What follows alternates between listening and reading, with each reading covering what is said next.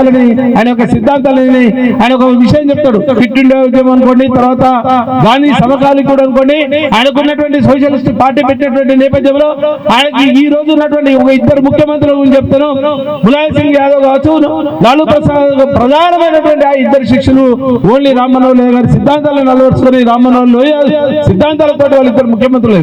బీసీల గురించి ఈ రోజు మాట్లాడుతున్నటువంటి నేపథ్యంలో తెలంగాణ రాష్ట్రంలో 42% ఇచ్చినటువంటి రిజర్వేషన్ ప్రకటించినటువంటి రేవంత్ రెడ్డి గారి ప్రభుత్వంలో మరి ఆ 42% మంది రిజర్వేషన్ కోసం కొట్లాడేటువంటి బీసీ నాయకులు కూడా లోహియా సిద్ధాంతాలను కనుక పూర్తి స్థాయిలో ఆయన మీద విశ్లేషించి లోహియా సిద్ధాంతాలు కనుక తోటి పనిచేస్తే తప్పకుండా ఈ రాష్ట్రంలో కూడా బీసీలందరూ కూడా 47% రిజర్వేషన్ సాధనే కాదు, యావత్ భారతదేశంలో కూడా బీసీల కంటే ఒక ప్రత్యేక స్థానాన్ని సాధించే దిశగా లోహియా గారు చేసినటువంటి కృషి ఉంది.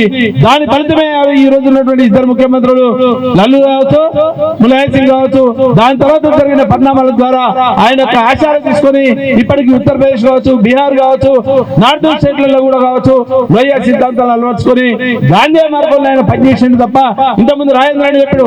ఒక పక్క